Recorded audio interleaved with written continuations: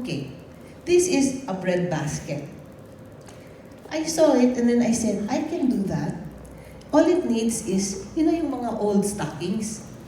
Old stockings? Lagyan mo lang ng, you just put cotton and then form it into a head. Then I found some yarn and an old katsa that I cut and made into a chef's hat. And the next day, I bought a basket in the palengke. It turned out like that. And then I said, oh, this is cute. So I went to a friend in Green Hills. She has a store there. And then I said, look, do you want this? And she ordered 2 dozens right away. I said, oh my gosh, I think I can make money. So, dali-dali punta na ako ng under the bridge sa Quiapo kasi mas mura ang mga baskets doon, di ba? I bought tela, I ran out of stockings. So I asked my friends, may stockings na ba kayo? Pahingi, ganun. So, that started my business. It started during the time I was so down because I just talked to the mistress and she told me all about their sordid sex life. See? And I didn't know what to do. Yung ganun sila talagang very, vicious. So that was the result. And from there, I made so many things already from there. I made Christmas decor, I did quilting, I did a lot of things with my hands. There was a time I had to subcon it already because I had more orders because even in bazaars, they were selling. I call him Mr. Chef Giorgio. He has a name, okay. Unfortunately, I don't have one myself because I sold everything. Sayang. And then I also did some cooking for friends and small-time catering. So, like for example, this is Singapore chili crab, paella. And for Christmas, I had turkey. I would make a lot of turkeys and sell them to my friends. And there was a time when I only had 1 oven, but I could make 5 turkeys a day. So December 24, I was like, hindi mo na makausap because, just to make this, tatahiin mo pa yung stuffing and everything would take the whole day. I would wake up so early. By the time it's Christmas Eve, and I'm so tired already. And there was even one particular Christmas when we didn't have turkey in the house and my children were complaining. They smelled it the whole day, pero wala kaming turkey.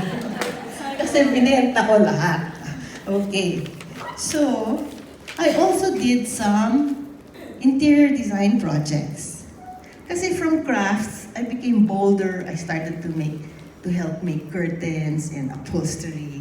And my friends would ask me to do their houses. I am not an interior designer. I'm not a decorator. I just like to do it. And I guess God gave me the eye to do it because, like for example, like this one, house of my friend, I would not mix yung mga magkaparehong mga kulay. I would do something that would make it interesting but at the same time, unrelated. Something like that. And another thing that I do is, I look at the things that you have and kung pwede pang gamitin, I will use it or reupholster it or something because I am also the type na ayaw kong gumastos sila. Kasi alam ko how it is to be poor eh. So, I try to make use of what you already have.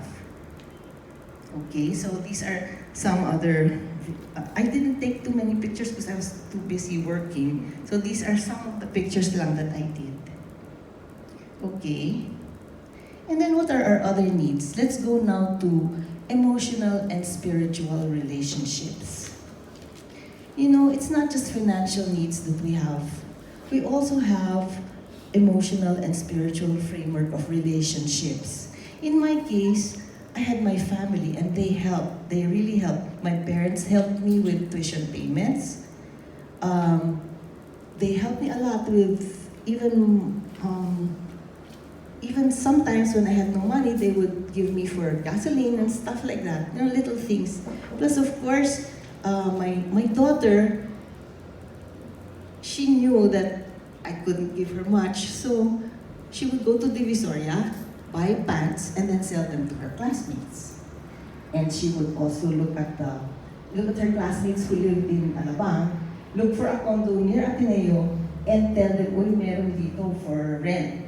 And then she would get the first month's rent because she was very masipag to let her classmates stay in. Kasi at that time, mahirap na yung commuting from Alabang all the way to Ateneo. So because of that, she was able to buy herself a cell phone. Well, hindi pa uso ang cellphone noon, yung mga pager. Do you remember the pagers? A pager pa noon, pero siya may cellphone na. Imagine that, walang tatay, walang pera, pero may cellphone. 5110, you remember that was not uso at that time. So, and my son naman, his name is Spike.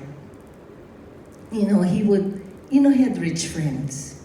And di ba now, college students just go to McDonald's or Jollibee, but his Ateneo friends would go to Starbucks. You know how Starbucks is, the coffee is not really cheap, right? And they would bring him because he was a popular guy, and he was well-liked, in spite of the fact that he didn't have much. But when they go to Starbucks, he would just drink the free milk. Even when you buy coffee, then you can go to the counter and put milk. Since he didn't have money, he would just drink the milk. It was like that, and they never complained. My children never complained. And they didn't give me any problem because probably they thought, marami ng problema si mama, dadagdagan pa ba namin?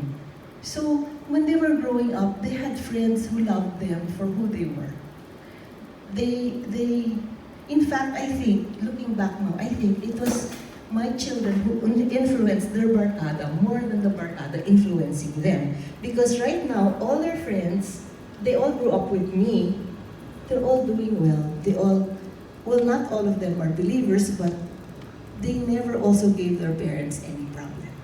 So, and I'd like to think that my children did a very good job in influencing them to be good persons, good people.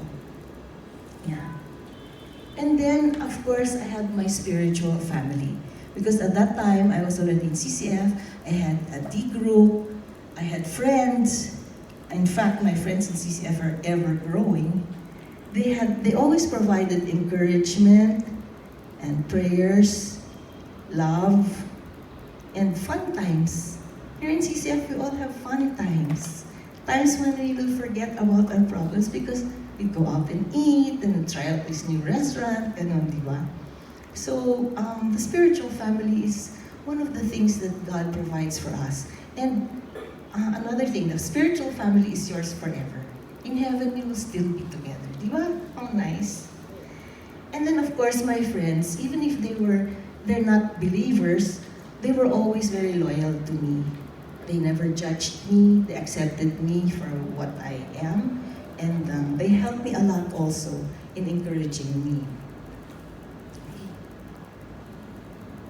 Then Hebrews says, but encourage one another daily as long as it is called today, so that none of you may be hardened by sin's deceitfulness. This is also part of the relationship that we have with each other, because God told us to encourage one another so that we will not be hardened, because it's so easy for the evil one to draw us away from the Lord. But if we have a framework of friends, family, and spiritual family, it's even harder. It's harder for us to turn left or right, always towards God. Okay.